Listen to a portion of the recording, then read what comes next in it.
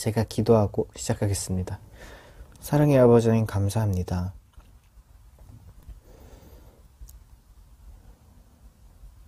오늘 또 우리가 주님을 예배할 수 있게 해주심에 감사드립니다. 우리가 주님께 정말 이 예배를 올려드릴 때 마음의 예배 올려드릴 수 있도록 도와주세요. 그리하여서 정말 하나님께 기뻐 받아들여지는 그런 예배 될 수 있게 도와주세요. 감사드렸고 예수님의 이름으로 기도드립니다. 아멘. 예, 찬양하실게요.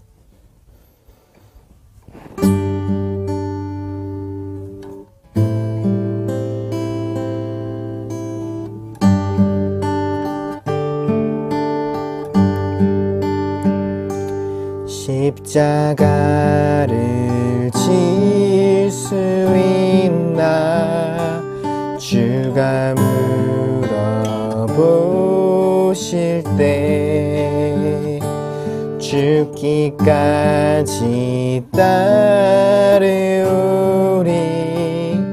성도 대답하였다.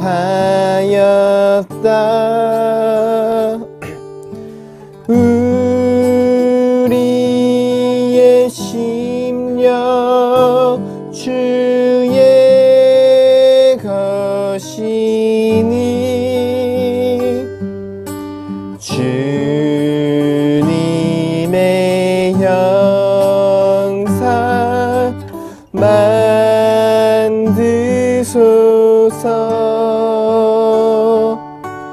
주인도 따라 살아갈 동안 사랑과 충성 늘 바치오리다. 너는 기억하고 있나 구원받은 강도를 그가 회개하였을 때 낙원 허락받았다.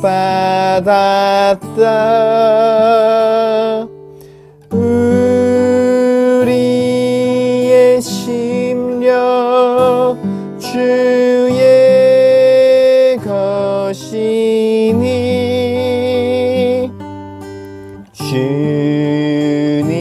주님의 형상 만드소서. 주인도 따라 살아갈 동안 사랑과 충성 늘 바치오리라. 걱정 근심 무거운 짐 너를 둘러 덮을 때 주께 내 영 맡기겠나 최후 승리 믿으며 우리의 심령 주의 것이니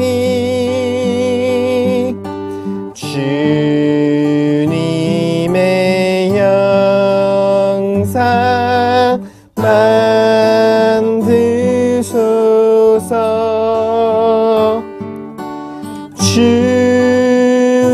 주인도 따라 살아갈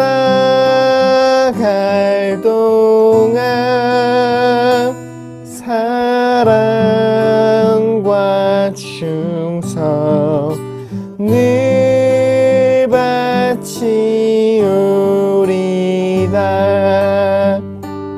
이런 일 다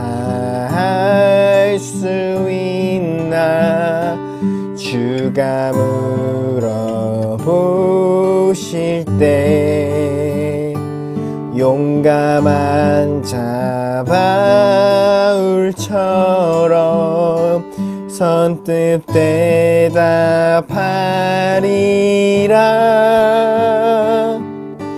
우리의 심령 주의 것이니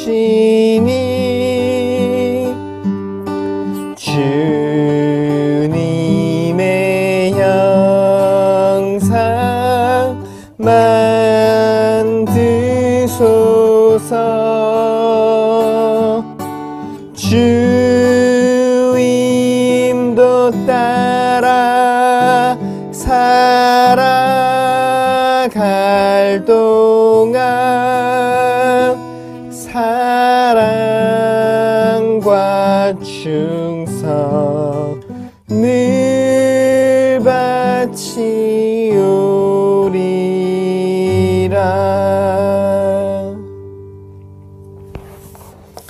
시간 잠깐 같이 예배를 위해서 함께 같이 기도했으면 좋겠습니다. 2000년 전에 이 땅에 오셔서 십자가로서 그분의 사랑을 나타내어 보이신 예수님, 우리도 각자의 십자가를 지고 예수님을 따라가는 삶 되기 원합니다. 예수님은 그 당시 종교 지도자들에게 비난과 또 욕을 먹으면서 손가락질 받는 죄인이라고 불리는 그들과 함께 먹고 마시셨습니다. 예수님께서 가셨던 그곳에 우리가 가기를 소망합니다. 우리가 있기를 소망합니다. 여전히 이 땅 가운데는 차별받고 소외된 채로 살아가고 있는 이들이 너무도 많습니다. 예수님을 따른다고 하는 우리가 신앙을 근거로 누군가를 차별하고 미워하는 것이 아니라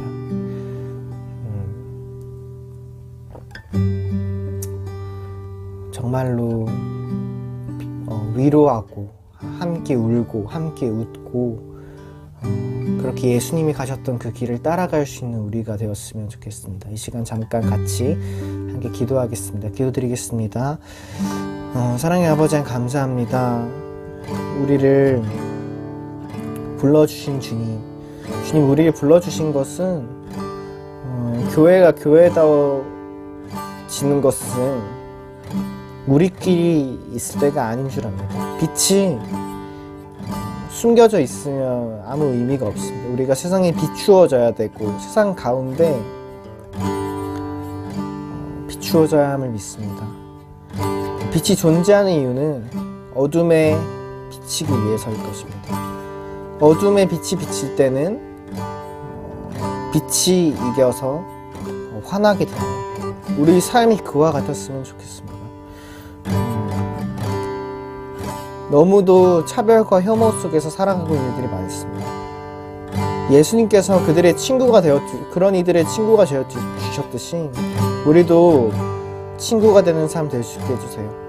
예수 가셨던 그 길 따라갈 수 있게 해주세요. 예수님이 계셨던 그 곳에 우리가 있을 수 있게 해주세요. 예수님이 함께 먹고 마셨던 그 죄인이라 불리고 손가락질 받던 그런 이들, 이 시대의 그런 사람들과 우리가 함께 있을 수 있게 해주세요. 그리하여서 예수님 가셨던 그 길을 따라간 자 되길 소망합니다. 사랑의 아버지 하나님 감사합니다. 주님께서 우리에게 주님의 크신 사랑을 보여주시고 우리를 불러주신 것은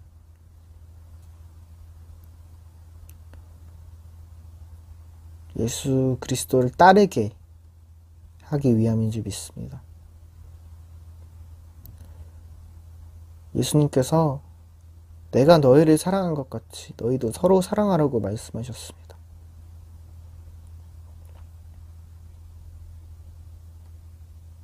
또한 네가 대접받고 싶은 대로 남을 대접하는 것이 모은 율법과 선지자의 강령을 하나로 압축하면 바로 그것이라고 하셨습니다. 우리 삶이 이 세상 속에 살아가면서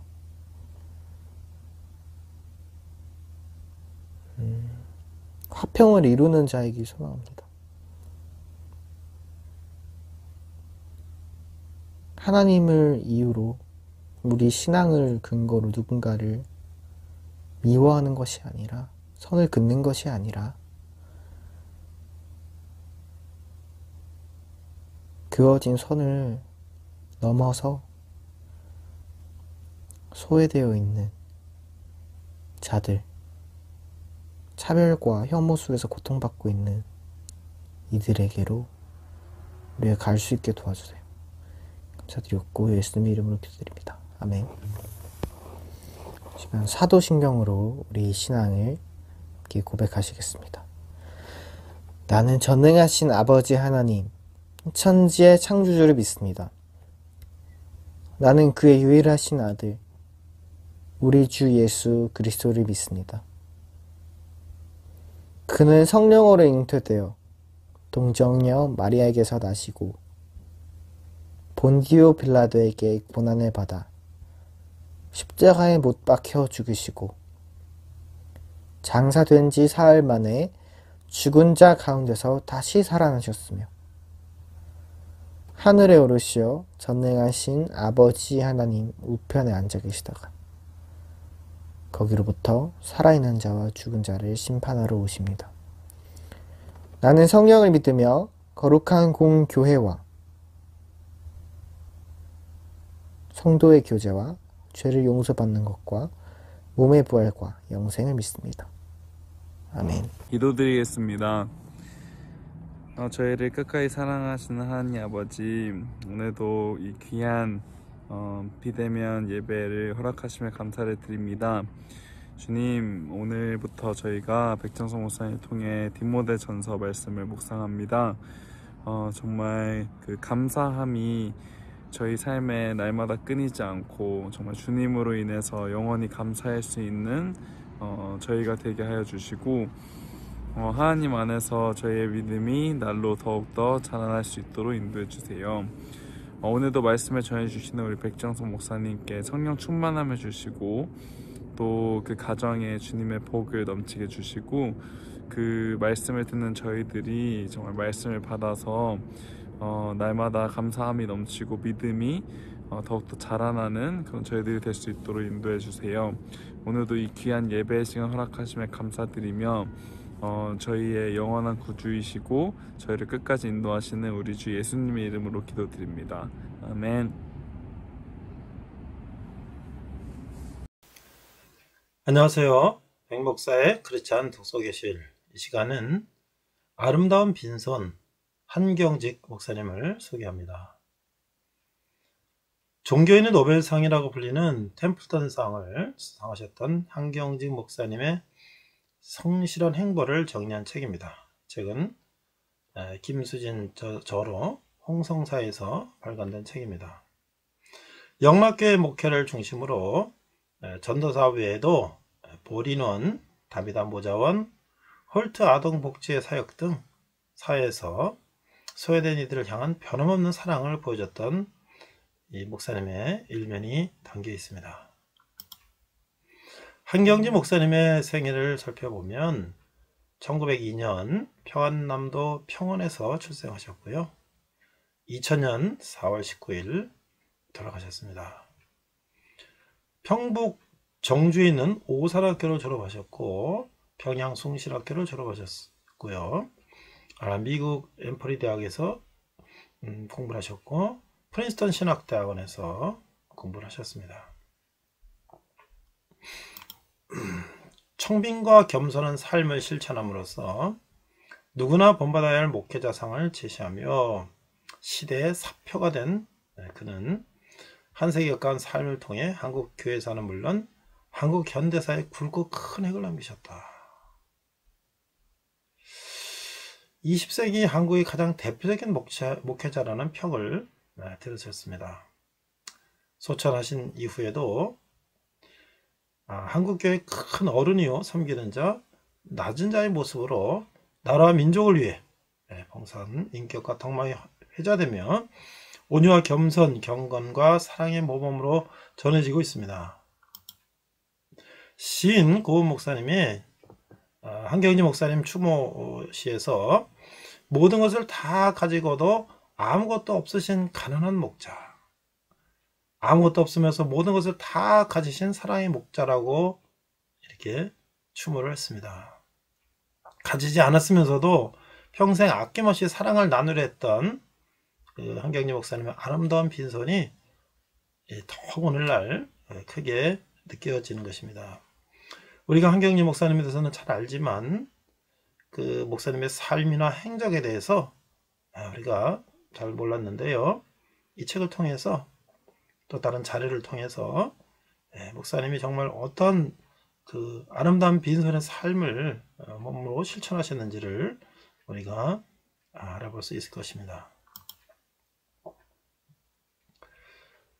보통 전기는 이 삶의 이력과 행적을 다루는 생애와 그 인물의 정신적 궤적과 특질을 다루는 사상을 포괄하는데 이 책은 그 목사님의 생애에 초점을 맞춘 일대기라고 할 수가 있겠습니다.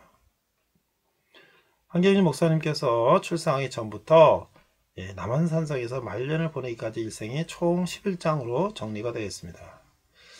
저는 성남에서 목회하시는 목사님 통해서 말년에 한경지 목사님께서 보내셨던 남한산성 기슭에 산속에 있는 자그마한 가옥을 가보았습니다. 보기에 10여 평, 20여 평 채 안 되는 아주 그냥 보통 허름한 양옥 가옥인데요. 정말 목사님은 집도 없으셔서 영락교회 성도님의 가옥에서 말년을 기도하며 성경 읽으며 보내셨다고 합니다.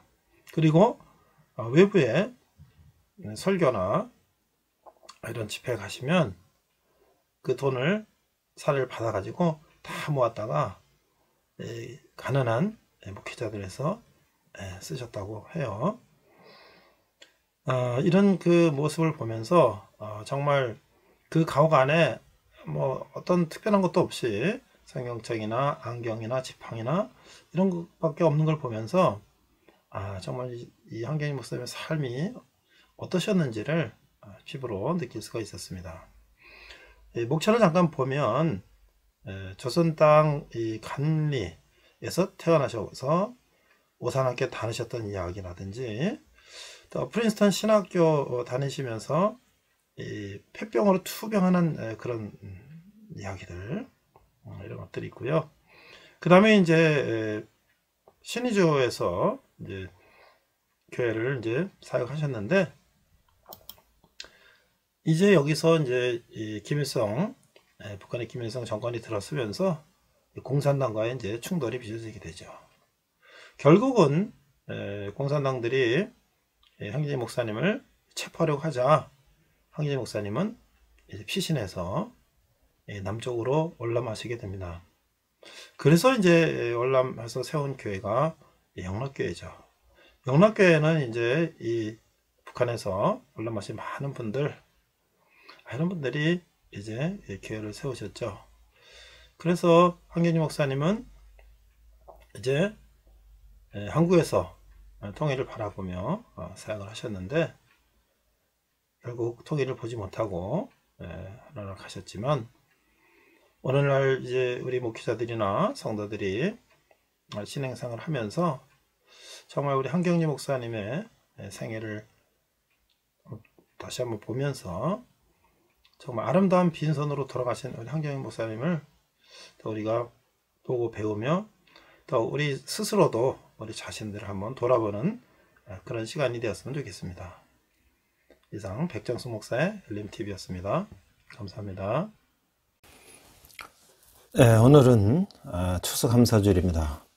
저는 목사가 된 이후에 절기 설교를 영락교회 원로 목사님 돌아가신 한경지 목사님의 설교를 다시 설교를 하고 있습니다. 저희 부모님도 평안도에서 월남하셨고, 저희 친척들이 모두 다 영락교회를 다녔고, 또 이북에서 피난 오신 많은 분들이 영락교회를 다니셨는데, 물론 저희는 경기도 파주에서 살면서 파주에 있는 장로교를 다녔습니다만은, 제가 영락교회 한경지 목사님께서 어떤 설교를 하셨는지 저도 공부를 하고, 또 우리가 오래전에 설교하신 설교 내용이지만 함께 오늘도 똑같은 은혜를 받는 그런 시간이 되길 원해서 제가 목사가 된 이후에 한경지 목사님 설교를 리바이벌해서 설교를 하고 있습니다. 오늘 추수감사주일 설교는 한경지 목사님께서 1971년에 추수감사주일을 설교하신 내용입니다. 51년이 지난 오늘날도 우리가 똑같은 은혜를 받게 되는 것입니다. 저는 한 11살 정도 어렸을 때 우리 친척들은 다 영락교회 다녔지만 제가 그 소식만 그때는 듣고 있었는데, 오늘 다시 우리가 이 말씀을 은혜 받더니 감개가 무량합니다. 자, 오늘 말씀은 감사의 마음은 어디서 나오는가? 디모데전서 1장 12절에서 20절 말씀을 우리가 자막을 보고 함께 읽도록 하겠습니다. 디모데전서 1장 12절, 나를 동하게 하신 그리스도 예수 우리 주께 내가 감사함은 나를 충성되이 여겨 내게 직분을 맡기심이니, 내가 전에 비방자여 박해자여 폭행자였으나 도리어 국류를 입은 것은 내가 믿지 아니할 때에 알지 못하고 행하였습니다. 우리 주의 은혜가 그리스도 예수 안에 있는 믿음과 사랑과 함께 넘치도록 풍성하였도다. 이보다 모든 사람이 받을 만하니 말이요, 그리스도 예수께서 죄인을 구원하시려고 세상에 임하셨다 하였도다. 죄인 중에 내가 괴순이라. 16절, 그러나 내가 국률 입은 까닭은 예수 그리스도께서 내게 먼저 일체 오래 참으심을 보이사 후에 주를 믿어 영생 얻는 자들에게 본이 되게 하려 하십니다.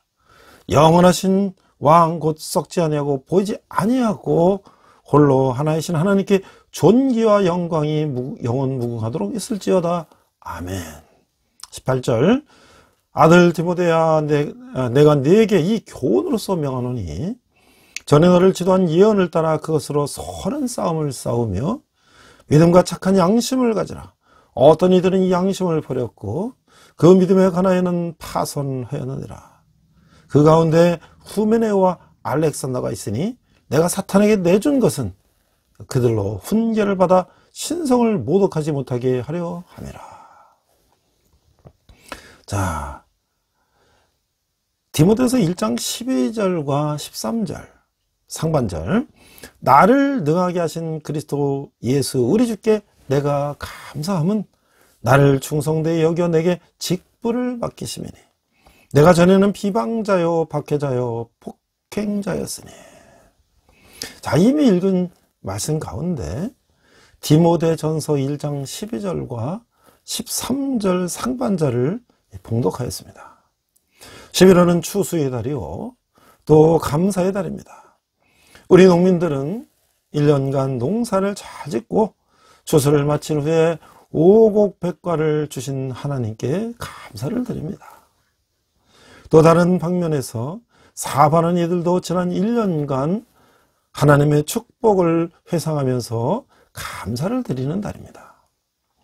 성경에는 범사에 감사라고 하였습니다. 너희는 감사하는 자가 되라고 하였습니다. 또 감사를 다하고 더하고 더하라고 하였습니다. 바로 오늘이 1년에 한 번씩 지키는 감사주일입니다.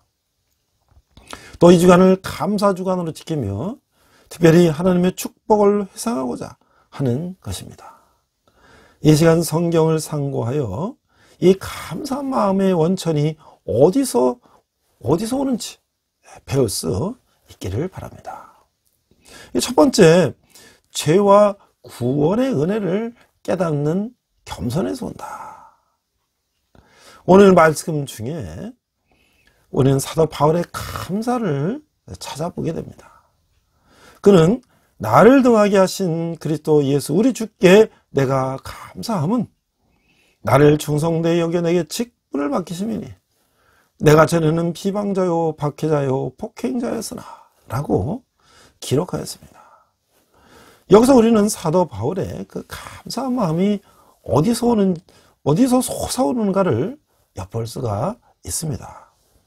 사실 바울은 예수를 알기 전에 예수를 비방하였습니다. 박해하였습니다. 예수를 믿는 이들에게 폭행을 한 것입니다. 그런데 예수님께서는 그 모든 죄를 용서하여 주셨으며 용서하실 뿐더러 그를 충성되이 여겨서 그에게 그리스도를 위해 봉사할 수 있는 직분을 맡기셨습니다. 그뿐 아니라 그 직분을 감당할 수 있는 능력까지 주셨습니다. 그것을 생각할 때에 그는 언제나 마음에 감사가 넘칠 수밖에 없었던 것입니다. 오늘 15절에 다음과 같이 말했습니다. 무엇보다 모든 사람이 받을 만한 이 말이요 그리스도 예수께서 죄인을 구원하시려고 세상에 임하셨다 하였도다. 죄인 중에 내가 괴순이라. 그런 자기는 이렇게 죄를 많이 지은, 말하자면 죄인 중에 괴수인데 주님께서는 그 많은 죄를 사하여 주실 뿐더러 그를 충성되이 보셔서 사도직까지 맡기셨다고 생각한 것입니다. 여기에 그의 감격의 원천이 있는 것입니다. 곧 그는 자신의 장점보다도 단점을 보았고 그가 주를 위하여 성취한 여러 가지 큰 일보다도 그가 전에 지은 자기의 죄를 먼저 보았습니다. 이처럼 사도 바울은 무한히 겸손하게 자기의 죄를 고백할 때에 사도 바울은 무한히 겸손하게 자기의 죄를 고백할 때 하나님의 긍휼과 자비가 얼마나 더 크고 위대한지 깨닫게 되었습니다. 그리고 이 모든 것이 하나님의 은혜라는 것도 깨닫게 되어서 이 같은 원천으로부터 언제나 감사한 마음이 솟아오른 것입니다. 이것은 사도 바울뿐만 아니고 모든 참된 성도의 공통적인 체험인 줄 생각합니다. 감사한 마음의 깊은 원천은 첫째, 자기의 과거죄를 깨닫는 겸손이요. 둘째, 이렇게 큰 죄인이라도 그리스도께서 십자가를 통하여 용서하여 주신 그 크신 은혜를 깨닫는 겸손인 것입니다. 사도 바울이 그렇게 주를 위하여 많은 고생을 하였고 위대한 일을 하였지만 그 자신에 대해서는 항상 어떻게 생각했는지 여러분 기억하십니까? 고린도전서 15장 9절을 보면 그는 사도 중에 지극히 작은 자라고 말했습니다. 사도라 칭함을 받기에 감당치 못할 자라고 고백을 하였습니다. 에베소서 3장 8절에서 모든 성도 중에 지극히 작은 자보다 더 작은 자니라 라고 고백을 했습니다. 그리고 여기서는 나는 죄인의 괴순이라 라고 고백을 했습니다. 이렇게 무한히 겸손한 마음으로 하나님의 은혜를 생각할 때 언제나 감격의 마음이 솟아오른 것입니다. 이렇게 감격과 감사는 겸손한 마음밭에 자라고 꼽히는 아름다운 꽃입니다. 어려운 가운데는 직분을 가진 이들, 책임을 맡은 이들도 많이 있습니다. 우리가 이 맡은 바 책임과 직분에 대해서 얼마나 감격스럽게 생각합니까? 그것은 내가 얼마나 나의 죄와 단점을 보는 겸손한 사람인가? 그리고 그 겸손한 마음으로 하나님의 은혜를 얼마나 깨닫는가에 있을 것입니다. 그러므로 감사는 겸손의 정비례가 되는 것입니다. 겸손한 사람일수록 하나님의 은혜에 대한 감사한 마음이 더 많습니다. 반면에 마음이 교만해서 자기의 허물과 죄를 보지 못하는 이는 하나님의 은혜를 물론 깨닫지도 못하고 감사하지도 아니합니다. 오히려 하나님에 대해서 불평과 불만을 가질 수도 있습니다. 겸손은 감사의 깊은 원천인 것입니다. 두 번째는 이 지난날의 비천한 때를 돌아보는 마음이 감사의 원천이라고 하는 것입니다. 창세기 32장 9절과 10절에는 다음 같은 야곱의 기도가 있습니다. 자, 자세히 들어보세요. 내 조부 아브라함의 하나님, 내 아버지 이삭의 하나님 여호와여, 주께서 전에 내게 명하시기를 내 고향 내 족속에게로 돌아가라. 내가 내게 은혜를 베풀리라 하셨나이다. 나는 주께서 주의 종에게 베푸신 모든 은총과 모든 진실하심을 조금이라도 감당할 수 없사오니 내가 내 지팡이만 가지고 이 요단을 건넜더니 지금은 2때나 이루었나이다. 자, 야곱이 밧단 아람에서 이제 가나안 땅에서 드린 기도의 1절인 것입니다. 자, 여기서 2가지 주의할 점이 있는 줄 생각합니다. 첫째는 야곱이 친히 말한 대로 자기는 하나님의 모든 은총과 진리를 조금이라도 감당할 수 없다고 하였던 것입니다. 여기서 우리는 그가 자기의 과거의 허물과 죄를 생각하며 자기의 부족을 깨닫는 겸손을 볼 수가 있는 것입니다. 그리고 둘째는 그럼에도 불구하고 그는 자기가 본래는 지팡이만 가지고 이 요단을 건넜더니 지금은 2때나 이루었다고, 곧 많은 축복을 받았다고 고백을 했습니다. 다시 말하면 야곱이 소년으로서 지팡이만 들고 지금 말로 하면 이 적수공권이다. 그러니까 붉은 손 하나 쥐고 그냥 빈주먹으로 왔다 이거죠. 이 요단강을 건넜었는데 이제는 많은 짐승의 떼를 가지고 되었으니 이것이 하나님의 축복임을 깨달았다는 말입니다. 그의 마음은 감격에 사무쳤습니다. 이와 같은 야곱의 경험에서 우리는 감사의 원천을 하나 더 발견합니다. 곧 그는 겸손히 자기의 죄와 허물만 깨달았을 뿐만 아니라 과거에 자기가 얼마나 비천했는지를 돌아보았던 것입니다.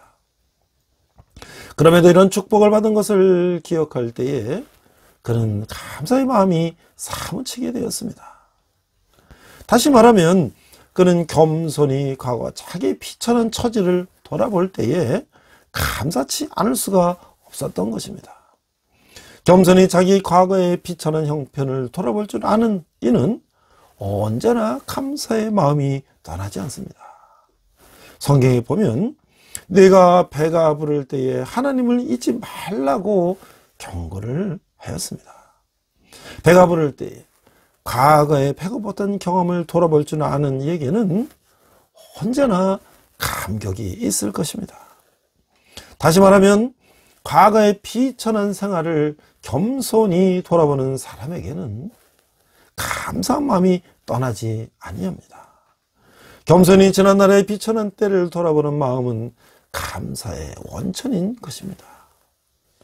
자, 근데 어떤 청년들이 말하기를 영락교회에 보면 영락교회 교인들은 한 생각이 많은 모양인데 나는 그 이유를 잘 모르겠다라고 한 적이 있습니다. 사실 지금 20대 청년들은 그 이유를 잘 모를 것입니다. 그러므로 잠깐 그 이유를 설명하는 것도 좀 필요할 줄로 생각해요. 아시는 바와 같이 우리 영락교회 교우들은 대부분이 이북의 피난민들입니다. 이북에서는 예배의 자유가 없습니다. 지금 이북에는 공공연히 이렇게 모여서 예배하는 곳은 한 곳도 없습니다. 몇 해 전에 발간된 북한 총감이라는 책을 보니까 평안북도 용천군 어느 집단 농장에서 일요일마다 결석하는 이가 특별히 많은 것을 이상스럽게 생각해서 이 공산당 비밀 경찰을 동원해서 조사해 봤다는 얘기가 나옵니다. 그들이 직접 결석하는 집에 가서 보니 집에는 없고 외딴 조용한 집이나 산골짜기에 가서 4-5명씩 모여서 비밀히 예배하는 것을 발견했다고 합니다. 이런 집을 500여 채나 발견하였다고 합니다. 공산당들은 이들의 비밀 지도자 이만화 목사와 그의 동지 10여 명을 잡아서 사형에 처했다고 했습니다. 이북의 사정은 이러한데 이 남한에서는 이렇게 이 기독교의 자유가 있어서 예배를 보게 되니 얼마나 감사치 않을 수가 있습니까? 평안북도 박천에서는 어떤 국민학교 여교사가 일요일 오후에 아이들을 모아놓고 다른 과목도 가르치면서 찬송가를 몇 장 가르쳐 주었다가 숙청을 당했다고 하는 보도도 있습니다. 그런데 우리 남한에서는 주일날 마음대로 교회학교를 운영할 수가 있을 뿐더러 주중에도 학교까지 운영하면서 찬송과 성경을 마음대로 가르칠 수 있으니 어떻게 감사하지 않을 수가 있겠습니까? 벌써 21년이 지났습니다. 6.25 때 이 공산당들은 남한에서 우리 자유를 빼앗으려고 대거 침략한 것입니다. 중공도 가세했습니다. 그때 우리의 우방 미국을 비롯해서 16개국의 자유우방들이 우리나라에 십자군을 보냈고 우리의 국군과 같이 용감히 싸웠기에 오늘날 이 자유가 유지된 것입니다. 이런 것을 하는 우리서 어떻게 하나님께 감사를 드리지 않으며 또 우방 제국에 대해서 감사의 생각이 없을 것입니까? 세 번째는 과거 참된 성도들의 신앙은 감사의 원천이다 라고 하는 것입니다. 지금 청년들이 태극기를 바라볼 때 어떤 심정으로 보는지 저는 잘 모릅니다.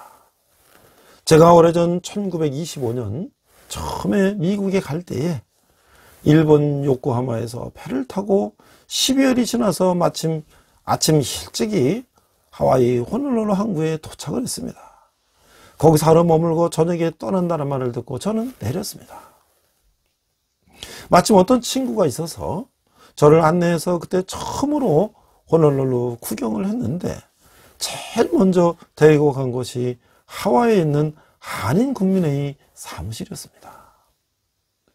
그때 한인국민회의 사무실 문을 처음 열고 들어서니 제일 먼저 보이는 것이 태극기였습니다. 그 안에는 독립선언서를 정성스럽게 써서 붙여놓았습니다. 저는 그 태극기를 보고 문자 그대로 통곡을 했습니다. 왜? 그때 이 땅에서는 태극기를 띄울 수가 없었기 때문입니다. 일제시대였다는 말입니다. 3.1운동 때 이 태극기를 갖고 나왔다가 매를 맞은 사람도 많고 감옥에 들어간 사람도 많고 죽은 사람도 많습니다. 이 사람들로서 태극기가 바람에 높이 펄펄 나부끼는 것을 보고 감사치 않았겠습니까? 태극기는 자유의 상징이었다. 우리 국군 장병을 비롯해서 자유를 사랑하는 세계 청년들이 피를 뿌린 그 피밭에 세워졌다고 하는 것을 우리는 기억해야 하는 것입니다. 지금 기독 청년들이 십자가를 무슨 심정으로 바라보는지 모릅니다. 저는 지난 수요일에 전주 예수병원 헌당식에 갔다가 오면서 웬만한 동네에는 조그만 예배당이 있고 예배당 위에는 작은 십자가 있는 것을 바라보고 감격에 젖었습니다. 저는 그 십자가를 볼 때마다 말할 수 없는 감격이 제 마음 가운데 느껴지곤 합니다. 그 이유는 간단히 말하면 두 가지입니다. 하나는 나의 신앙 때문입니다. 나 역시 죄인의 개수인데 그리스도께서 십자가에서 내 죄를 속량해 주셨고 나에게 이 직분까지 맡기시니 얼마나 감사한가. 그러나 다른 이유가 하나 더 있습니다. 그게 무엇인지 압니까? 이북에는 이런 십자가를 지금은 하나도 볼 수가 없습니다. 전에 우리가 이북에 있을 때에는 이런 십자가가 많았습니다. 그러나 지금은 하나도 볼 수가 없습니다. 사실 이북의 20대 청년들은 십자가를 한 번도 못 본 것입니다. 그래서 인민군에게 십자가를 좀 보여주기 위해서 우리 그 교회에서 저 철원 고지에 100여만 원을 들여서 큰 십자가를 세운 것 아닙니까? 그러니 제가 십자가를 바라볼 때 어떻게 감사치 않을 수가 있겠습니까? 지금 기독 청년들이, 우리 영락교회의 청년들이 이 예배당을 들어올 때에 십자가를 바라보면서 무슨 생각을 가지는지 저는 잘 모르겠습니다. 그러나 저는 물론이고 우리 가운데 저와 같이 느끼는 분이 많은 줄 압니다. 저는 언제든지 어디 갔다가 청문을 들어올 때는 기도를 드리면서 들어옵니다. 왜? 여러 가지 이유가 있습니다. 본래는 이곳이 천류교 우상 숭배하던 곳이었습니다. 그러나 그것 때문만은 아닙니다. 본래 이곳에는 이런 예배당이 없었습니다. 저 조그만 예배당에서 예배하다가 사람들이 많아지자 함께 예배를 볼 수 없어서 여기 산을 이제 뭉개고 천막을 치고 예배를 보았습니다. 겨울에는 너무 춥고 여름에는 너무 더웠습니다. 그러나 그것은 견딜만 했습니다. 장마 때가 제일 급했습니다. 한 번은 예배를 보는데 비가 쏟아져서 설교를 계속할 수가 없었습니다. 그래서 저는 더 설교를 할 수 없으니 그저 우리 머리 숙여 기도합시다 라고 말했고 온 교우들이 함께 기도하기 시작했습니다. 시작은 기도로 했지만 조금 후에 보니 전부 울음소리밖에 다른 소리를 들을 수가 없었습니다. 그런 가운데 예배당을 짓기 위해서 이북에서 피난 올 때 가지고 온 가락지를 바쳤고 시계를 바쳤고 심지어 밤에 덮을 이불까지 바쳐서 이 예배당을 지은 겁니다. 이런저런 시장에서 종일 장사를 해서 자기는 죽을 먹으면서 조금 이득이 나면 전부 모아서 이 예배당을 짓기 위해서 갖다 바친 자매들이 얼마나 많습니까? 이렇게 지어서 예배당이 되었습니다. 이런 것을 아는 우리에게 어떻게 감사함이 없겠습니까? 사실 저 예배당 앞의 기념비를 여러분 보셨죠? 김응락 장로 같은 이는 이 예배당을 찾기 위해서 수복된 이후에 제일 먼저 이 뜰에 들어왔다가 순교를 당한 것입니다. 이렇게 이 교회가 된 까닭으로 우리 영락 교우들은 비록 멀리 수원에 있을지라도 주일이 이 예배당을 찾아옵니다. 멀리 인천에 살면서도 주일날은 꼭 예배당을 찾아옵니다. 어떻게 감사치 않을 수가 있어요? 감사한 마음은 피난민의 쓰라린 경험을 통해서도 오는 것입니다. 성경 한 절을 더 소개하겠습니다. 욥기 1장 21절을 보면 이런 말씀이 있습니다. 이르되 내가 못해서 알몸으로 나와 싸운즉 또 알몸이 그리로 돌아갈지라 주시니도 여호와시요 거두시노도 여호와시오니 여호와 이름이 찬송을 받으실지어다. 여기에 대한 이야기는 우리가 너무나 잘 아는 이야기입니다. 욥은 동방의 의인이라는 말을 들은 거진 사람이었습니다. 자녀도 많고 재산도 많은 타복한 사람이었습니다. 그러나 자기는 알 수 없는 일로 일시에 재산이 다 없어졌습니다. 자녀까지 다 잃었습니다. 이렇게 이처럼 극히 암흑 같은 비극의 순간에 욥이 고백한 것이 이 말씀이옵시다. 이 말씀 가운데 첫째로 자기는 알몸으로 나왔으니 알몸으로 돌아갈 것이라고 말했던 것입니다. 둘째는 모든 것을 하나님께 주시고 또 모든 것을 하나님께서 취하시니 오직 하나님의 이름이 찬송을 받을 거라고 말했습니다. 여기서 우리는 욥의 깊은 신앙을 찾아봅니다. 인간은 공술의 공수고 빈손으로 왔다가 빈손으로 가는 한 나그네인 것을 알았던 것입니다. 오직 하나님만 만물의 소유자시오. 다만 우리 인간은 다만 잠깐 동안 물건을 맡아서 쓰는 청지기일 뿐이라는 깊은 신앙을 가졌던 것입니다. 그 모든 것이 하나님께로부터 온 것을 깨달았습니다. 예수님의 비유에 나타난 어리석은 부자와 같이 많은 곡식이 자기 소유라고 생각하지는 않았습니다. 모든 물질은 물론 심지어 자기의 자녀들까지 하나님께 속하는 것을 깨닫고 자기는 그저 잠깐 맡은 청지기일 뿐이라는 것을 기억했습니다. 이런 신앙이 있으므로 그는 그러한 때에도 하나님의 이름을 찬송하였습니다. 감사하는 마음을 가진 것입니다. 이것이 과거 모든 참된 성도들의 신앙입니다.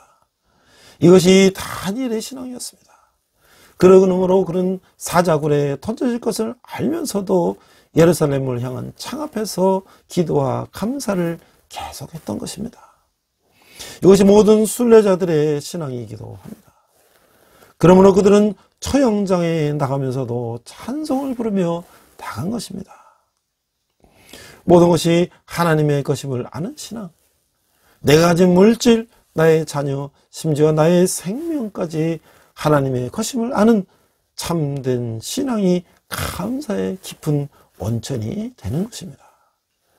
이런 신앙만이 범사에 감사할 수가 있습니다. 사실 피난민 가운데는 38선을 넘어올 때의 욥과 같이 가지고 있던 재산을 전부 다 잃어버린 사람들이 많습니다. 또 어떤 이는 가족도 전부 잃어버렸습니다. 문자 그대로 적수공권 빈손으로 이곳에 왔습니다. 그러나 지금까지 아무 탈 없이 사는 것은 욥과 같은 신앙을 가졌기 때문인 것입니다. 욥의 신앙은 감사의 원천이 되는 것입니다. 기억하십시다. 감사한 마음은 겸손히 나의 허물과 죄를 깨닫고 나를 구원하신 하나님의 크신 은혜를 기억하는 데서 오는 것입니다.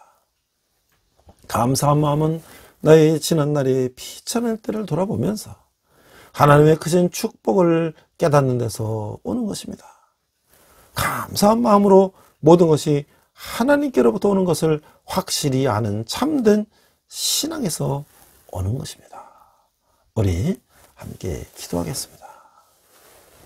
하나님 아버지 은혜를 감사합니다.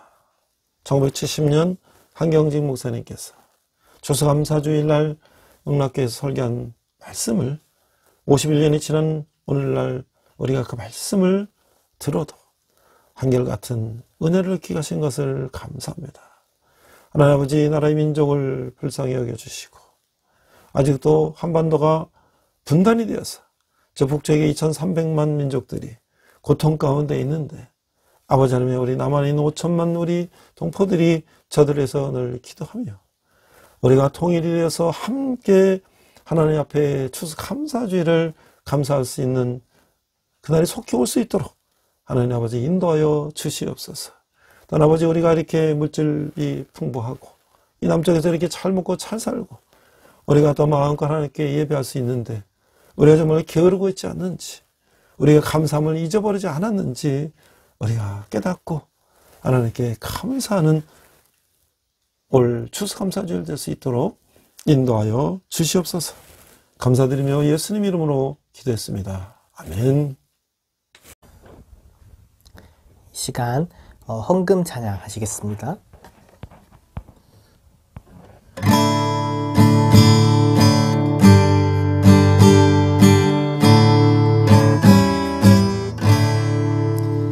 내게 있는 모든 것을 아낌없이 드리네.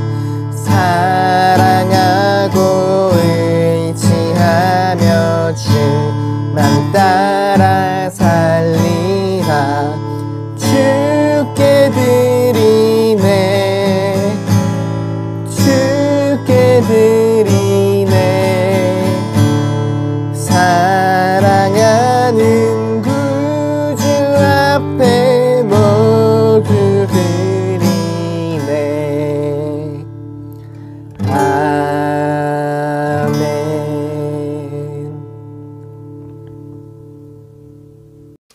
네, 지난 3년간 코로나로 인하여 우리 군대교회도 우리 부천 온누리교회에서 우리 공동체에서 방문을 하고 그랬는데 부활절 보면은 부활절 가을에는 추수감사주일에 방문해서 아기들부터 어른들 온 식구들이 와서 같이 찬양도 하고 또 맛있는 햄버거 선물도 하고 예배도 함께 드리고 또 그분들은 이제 이 주위에 있는 뭐 산정호수라든지 이런 아름다운 자연을 또 가서 가족 단위로 와서 느끼고 이러고 갔는데 코로나 때문에 이제 같이 교회를 방문하지 못하고 우리 군대를 위문하지 못하고 이제 햄버거만 맛있는 햄버거만 보냈어요. 근데 올해 이제 드디어 코로나가 좀 완화돼서 제가 이제 상급부대에 다 허락을 맡아서 이제 우리가 식구들이 다시 방문을 해서 우리 병사들에게 위로를 하고 또 맛있는 햄버거도 선물하고 또 그분들도 이 자연, 이 아름다운 자연을 다시 느낄 수 있는 그런 시간을 갖게 된 것에 대해서 너무 감사를 드립니다.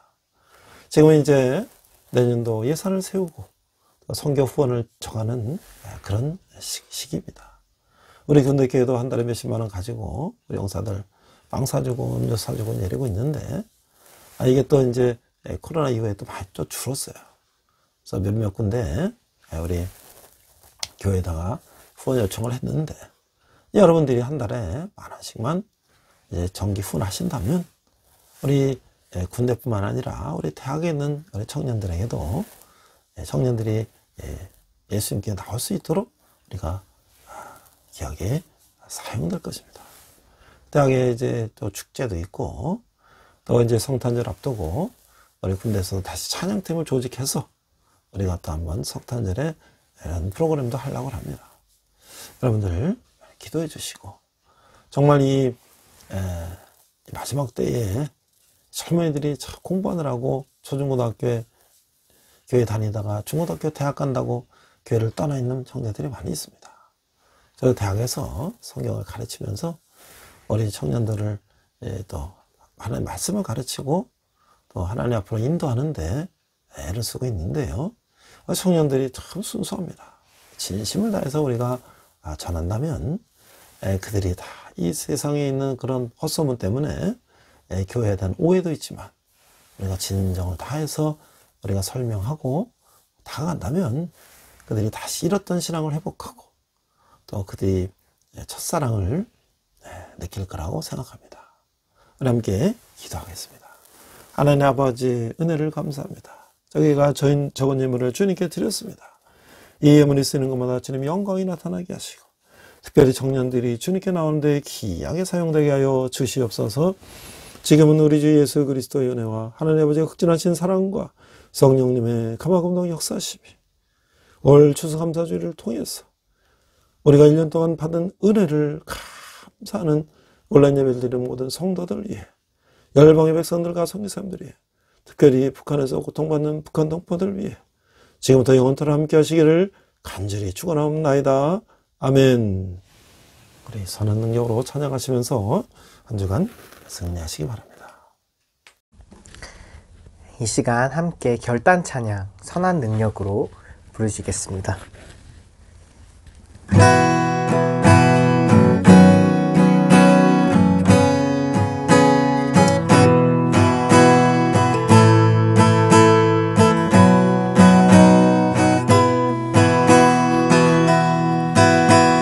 선한 힘에 고요히 감싸여 그 놀라운 평화를 누리며 나 그대들과 함께 걸어가네. 나 그대들과 한 해를 여네. 지나간 어물 어둠의 날들이 무겁게 내 영혼 짓눌러도 오 주여 우릴 외면치 마시고 약속의 구원을 이루소서. 그 선한 힘이 우릴 감싸시니 믿음으로 일어나를 기대하네. 주 언제나 우리와 함께 계셔. 하루 또 하루가 늘 새로워. 주께서 밝히신 작은 촛불이 어둠을 헤치고 타오르네. 그 빛에 우리 모두 하나 되어 오늘 위에 비추게 하소서. 그 선한 힘이 우리 감싸시니 믿음으로 일어날 일 기대하네. 주 언제나 우리와 함께 계셔. 하루 또 하루가 늘 새로워. 이 고요함이 깊이 번져갈 때 저 가슴 벅찬 노래 들리네. 다시 하나가 되게 이끄소서. 당신의 빛이 빛나는 이 밤 그 선한 힘이 우릴 감싸시니 믿음으로 일어날 일 기대하네. 주 언제나 우리와 함께 계셔. 하루 또 하루가 늘 새로워. 주 언제나 우리와 함께 계셔. 하루 또 하루가 늘 새로워. 주님과 동행하는 복된 한 주 되시길 축복합니다.